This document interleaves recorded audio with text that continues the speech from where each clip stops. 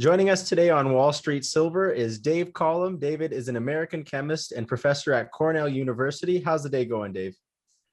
So far, so good. Awesome. Since we last talked, I've taken up golf for the first time. I played a couple of rounds, but I really didn't play seriously until except 45 years ago. Mm-hmm. So it's a bit of a rehab, but I'm now obsessing over golf more than anything. I go to bed at night thinking about lob shots and things like that. I've heard about your physical pains. I've been reading your adventures on Twitter about golf lately. So. Excruciating pain. Yeah. Psychological. Where you are is golf heaven. There's so many courses up there. It's great. Well, Cornell's got a good course. They've got a Robert Trent Jones course, so it's easily beats me like a rented mule. So, Dave, when we last spoke, you said you were holding about 30% of your portfolio in gold and silver, and you were in mining stocks. Has anything changed since April? Yeah, it's worth less. That's a good answer. The natural market forces are rebalancing my portfolio. Well, has that changed your? After my interview with you guys, I went and dipped my foot into PSLV. So I have various sources of silver and stuff, including Central Fund of Canada, for example. And I'm going to confess, I have some SLV, and I'm going to get rid of it, but I've just been too lazy to do it. But I went longer silver just in time to catch the downdraft, I'd say. And but I don't care. When I go into something, it takes me a long time to up the position. So it feels like a lot of money. When you're a boomer, you've collected enough money that enough wealth, hopefully, that what feels like a lot of money is a stupidly small percentage. Mm-hmm. And it's actually a problem. For me to take the Bitcoiners say, well, why don't you just take 5%? I go, you know how much money 5% is now? That's ridiculous. Right? So, your worldview is very different from when you got into the whole financial world. Mm-hmm. Now, you basically said that you could not hold equities anymore because, right? I mean, I think that's right because you were just you're like a perma bear, like I am. However, do you feel the same way about precious metals, even if they dip like they have?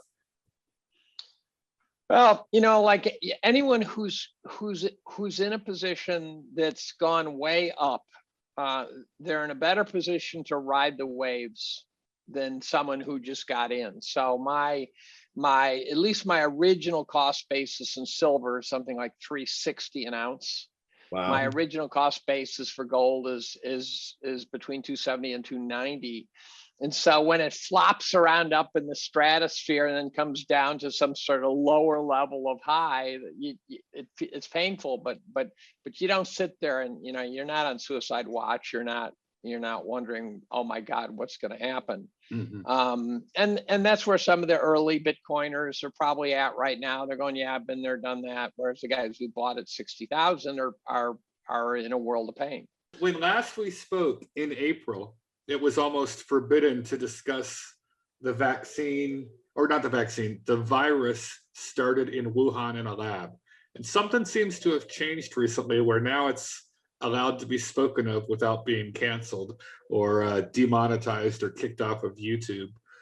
What do you think's changed recently that's made it more acceptable for mainstream thought to explore the Wuhan lab concept that it might have been humanly engineered or coming out of China?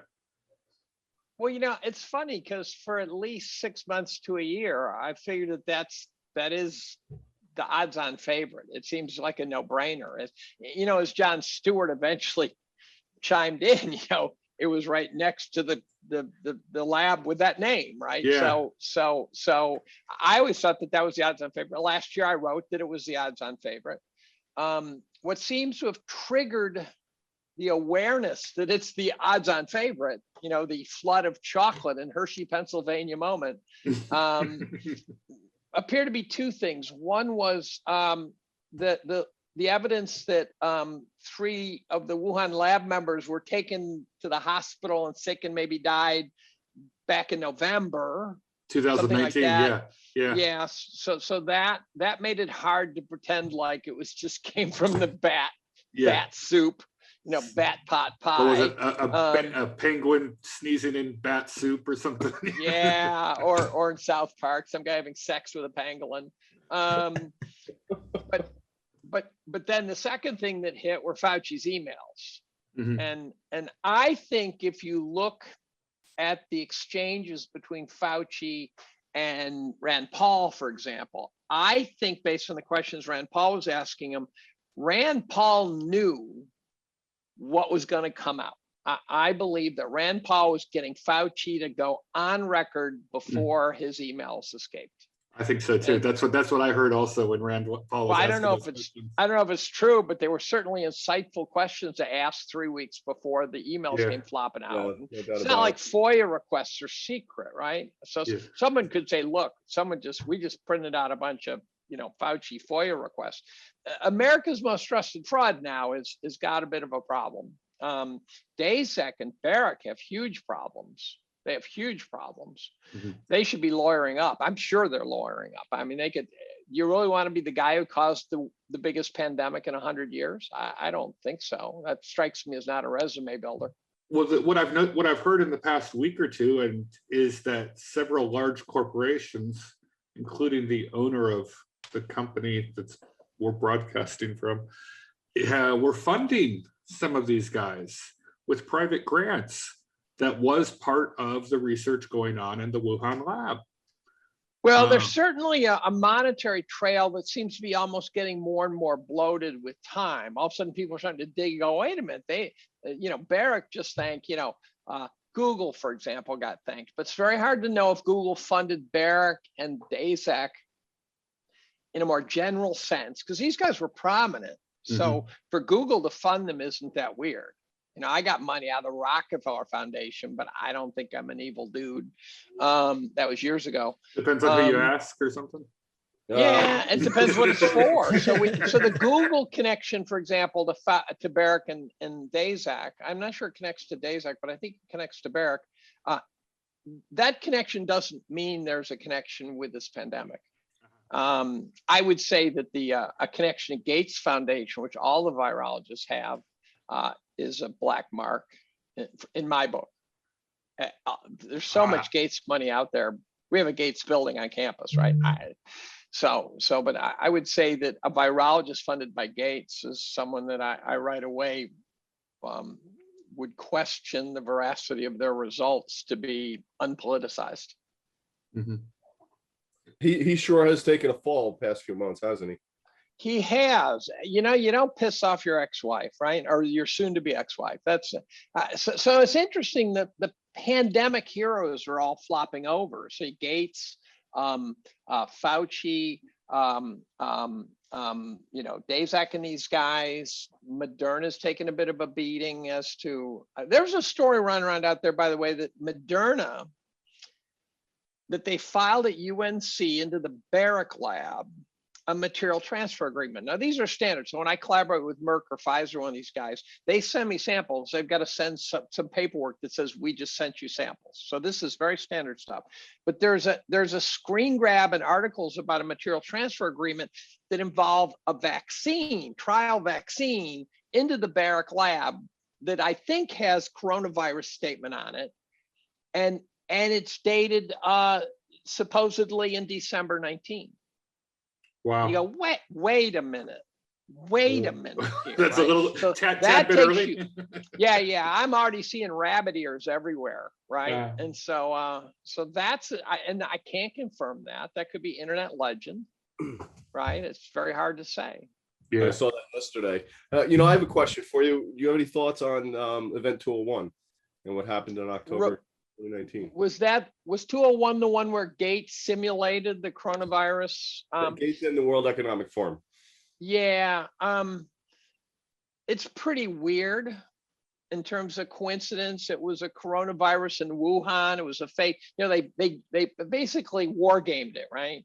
If I recall, I wrote about this, but they war gamed a pandemic stemming from a coronavirus in Wuhan, and they did this in October of 19. Right. Sure. Yeah. It certainly makes you ponder if we're not being played at levels that most people can't fathom. It puts it above 0% probability that we're doing that.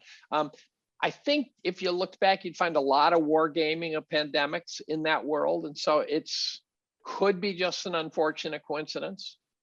Do you think, Dave, that they're prepping people, like they're programming people for the actual real test that's coming soon? That would be like way more horrific.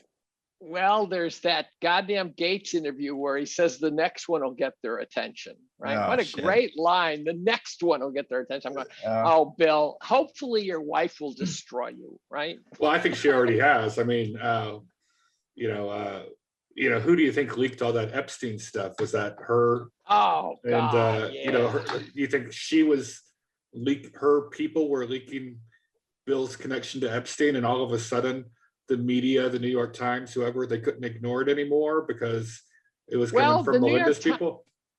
Again, it's one of these things where I wrote about the Gates-Epstein connection. What was that, 19?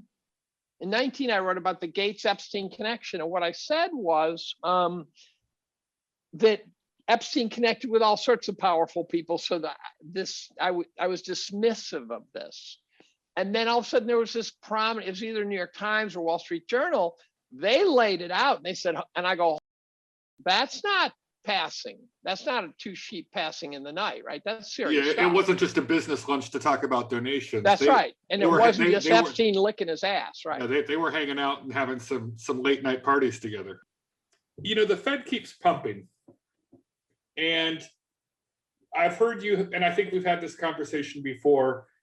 Are the Fed Reserve members, are they idiots or are they liars? They know what they're doing. They're not dumb people. Greenspan's made some comments along the lines of, we see what you see. Wink, wink, nod, nod. We know. Right. And I think we talked about that, yeah. And I've heard other interviews where, could you, what's going on here? I mean, why do they keep pumping this thing? I had an epiphany this morning, taking a cue from Nassim Taleb, who named his brethren in academia intellectuals yet idiots, IYIs. I'm thinking LNI is liars, not idiots. Mm-hmm. LNI, idiot. Idiots. They're liars. They're not idiots. They know. They're liars. They got to be. They can't be as stupid as they say. The things they say are so stupid. The Bank of England just said that inflation running at 3.8%. They're going to keep rates low until inflation's a real problem. I'm going, how do you say that? I mean, how do you say that? I mean, 2% was like the magic number before. Now we're running hot. We're above average now, right? Well, 2% they pulled out of their ass, right? I mean, 2% is an invented number. Volcker said 2%'s not tame. Yeah. Volcker clearly stated that. They call that a stable currency, and as many people have now pointed out, that's not a stable currency. That's a stable inflation rate. So here's my metaphor. I love metaphors, similes. My students remember these.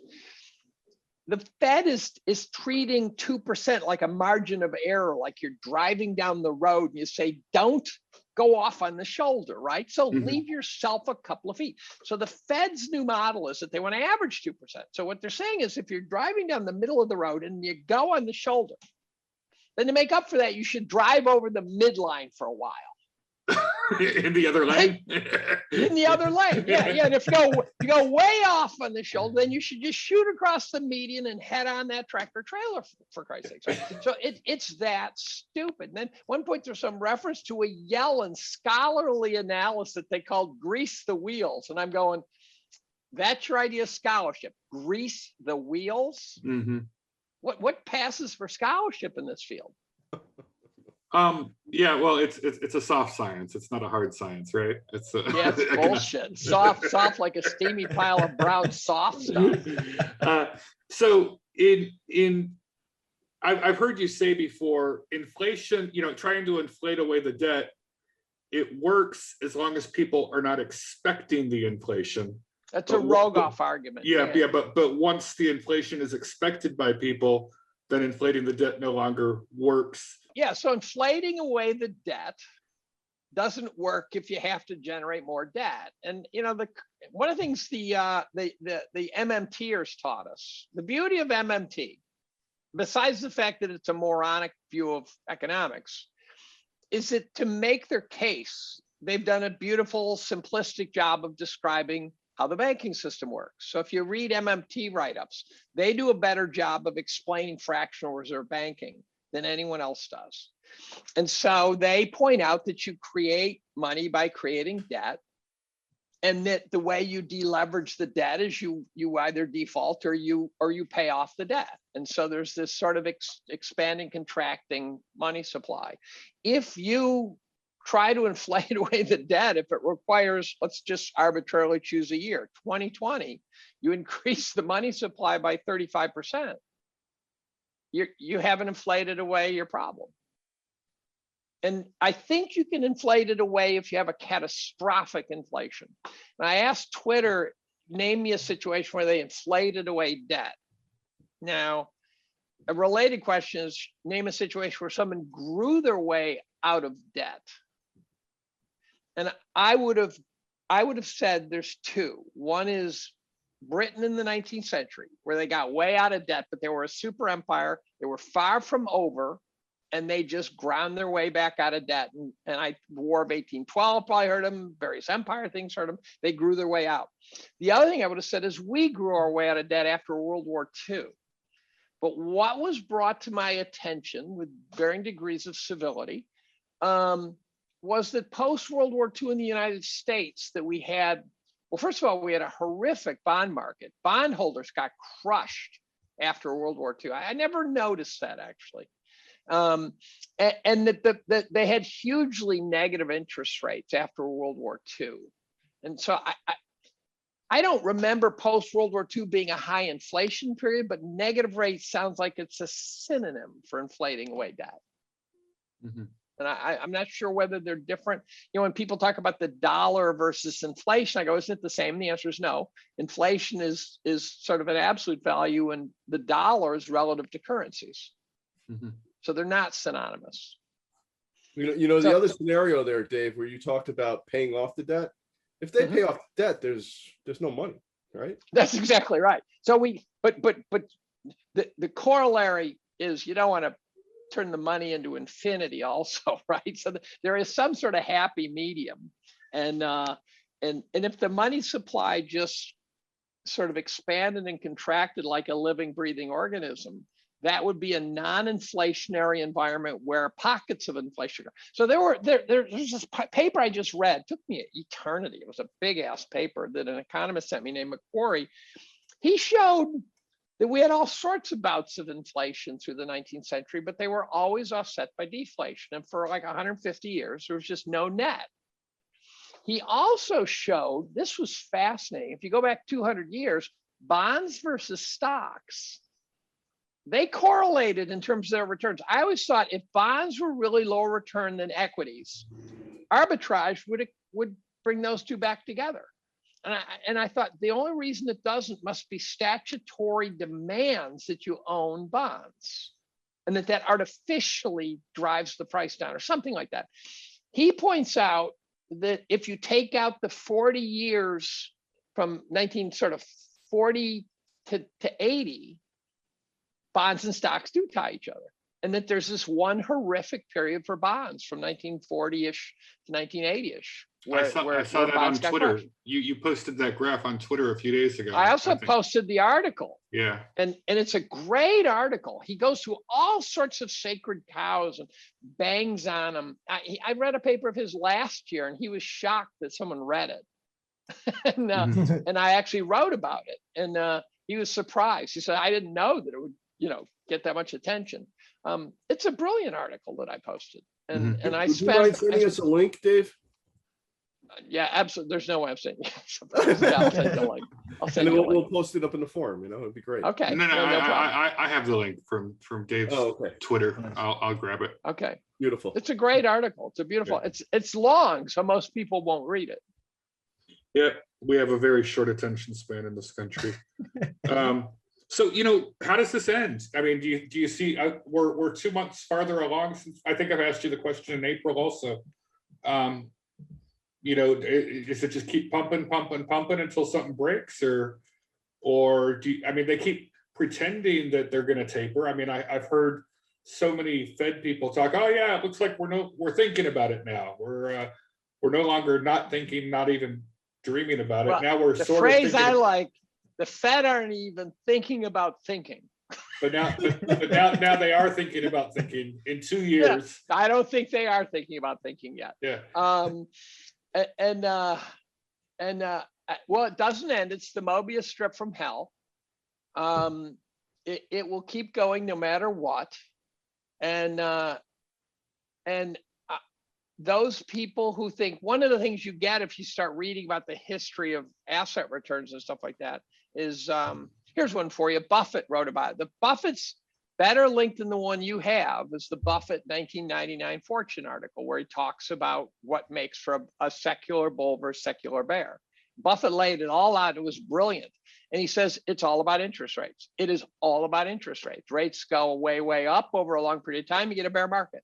Rates go down over a long, long time, you get a bull market. That's it. Now, he makes it, he sort of implies the rates are causal, where you could argue maybe it's reverse. Maybe the rates are going down because, right? I don't know. But the Buffett article is also brilliant. And if you search Buffett 1999, you'll hit it. You can't miss it. He also says in The Intelligent Investor that he rewrote from Ben Graham, which I read for a second time about a year or two ago. He said two things that jump out. He said, anyone who thinks they can make more money in equities than in bonds over the long term is delusional. And that's consistent with my belief that equities may return more than bonds for a long time, but then all of a sudden the Mack truck hits you, and that the market prices the extra return on equities because the Mack truck is going to hit you. Mm-hmm. And so you get your excess return before the Mack truck shows up. But arbitrage over time, and again, Macquarie says, except for 140-year window. And then the other thing he said, if you add in all the fees and everything, and I don't think he included taxes, Buffett said, if you think you can get more than inflation adjusted 4%, you're nuts. When you add in all the fees and all the stuff that you get buried by. And he says, you don't know all the things you're being charged in your account. You have no idea how complicated it is in there. He said, you can't expect more than 4%. Now, of course, he's done better than 4, even inflation adjusted. But he's saying the market can't do more than 4, period. How many people are assuming 6, 8, 10? Polls showed investors think they're going to get 16. I want to talk about if there's another virus. Let's call it COVID-22. Right. How do you think people will respond if the politicians say, hey, lockdown, variant epsilon, variant lambda, it's time to lock down again. Everyone put on 3 masks and stay at home for 6 more months. You think people will ignore them the next time, or you think we're all sheeples and we'll start locking down? Fascinating question. Right when you think they've had enough, all of a sudden people seem to sign off on more. I don't know. I would like to think they'd say no. I would like to think they'd say, screw that, we don't believe you anymore. I'm thinking that when I write at the end of this year, my big opus thingy, I think I'm going to call it something like crisis of authority, because no one believes anyone about anything anymore. There's no one to turn to. There's no agency you can turn to. The FBI looks crooked. The CIA we know is bad. The CDC looks like a bunch of vipers. And so there's just no one to trust anymore. It's all politicized. And so we really have a problem there. We used to think we could say, well, tell me what I should know, right? But who do you say that to? Ben Hunt, I don't know, right? I mean, there's just no one to turn to. And so you're on your own. You're on your big filter, zero hedge with a filter. I don't know. You have said recently that China owns Biden. Maybe not recently, but you said it probably a month or two ago in an interview that I saw. And does that go back to some business deals, or do you meet it more in a broad, tell us some details of in what way you think he is owned. China owns a lot of people in a very big way. So they have reached tentacles around the globe. So I'm sorry, most generally going to end up specific. So China owns many, many countries where they get them in debt. They start poking them and saying, if you don't do this, we're going to get you in this way. And so China's working around the globe, setting up tentacles. And I think we've underestimated the risk of this rise to superpower. And it's not to say they don't have the right to rise to superpower, but that's also not to say there's not a risk in that process. Supposedly China's owned our politics for many years. I don't remember if we talked about that speech that the Chinese inner circle guy gave, where he talked about how we've had control of politics in the United States for we years, mentioned right? that in the last time we right. talked. So that's an eye opener. And then, so I think China owned Biden. They obviously own all the sports teams and any industry that wants to have access to the Chinese markets, right? So they can bully the hell out of anyone they want in that sense.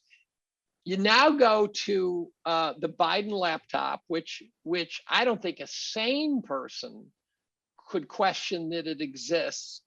And since what's on the laptop was created by China, I don't think a sane person could think that maybe China could say to Joe, dude, we've got dirt on you like there's no tomorrow. And so Biden's been very favorable to China the whole way. Maybe that's just the thing to do. But there are tough negotiations we should be doing with China. And I don't think Biden I think he's compromised enough. He can't do it. I don't think he can do it. Do you think mentally he's even aware enough still? No, he's his marbles are rolling around the floor. I mean, he's got a sippy cup. I mean, the question is who's running his administration, and that's not an obvious answer. Because I don't think it's Kamala either. I don't think she has enough. I don't think she has enough strategy and either to run things. The trite answer, it's Obama, but Obama was the front man. Right? There's no question. They're all, if he was president, he was the front man. The only guy who wasn't a front man seemed to be Trump. And so then the question is who? And are they people who, if we knew them, we'd say, oh, I recognize them? Are they people we've never heard? I just don't know. But someone's writing executive orders and, someone's orchestrating this mess we call the Biden administration. I was optimistic he'd pivot to the middle. He pivoted right to the middle of Marxism. Yeah, I'm stunned at how far left he's gone. I'm stunned. This guy was an old school Democrat, and all of a sudden now it's just Marxism. Yeah, it's I'm wondering if he's just given up on a second term, or because they've given up on Congress. There's no way they're going to hold the House. But it's not him, as you implied. It's not him. But somehow I somehow thought that his machine would pivot to the center. Yeah. But it's not his machine. But if you look at all the people who are populating all the positions within his administrations, that's a bunch of millennial Marxists who just came out of the Ivy League and neocons. Yeah. So it's a very strange brew. It's strange. It's a strange goulash. So it's a bunch of neocons who should scare the crap out of you, and a bunch of neo-Marxists who I call box checks, right? So, oh my God, we get to check 2 boxes on those guys because who knows what group they represent. But it's just you go, holy crap, you cannot get into his administration unless you are American Indian and female. Check. Yeah, right. Oh, that's a twofer. Yeah. Or that you're willing to bomb the living crap out of some foreign country when asked. Yeah. So, do you think there's any hope for us? Do you think there's any way of us like working as a community as a whole to kind of end this craziness and get back to some sort of normal life? It's hard to picture how. I mean, of course there is, because, you can eventually do it, right? After World War II, Europe looked pretty bleak and they kind of slowly crawled their way out. And so the valley of death is long and deep, but it's not infinite. And so I think we could get there. The assumption that we will necessarily get there is a flawed assumption, right? So the assumption, oh, we're America, we're going to come out on top, that's delusional. We don't come out on top unless we find a way to get back up there.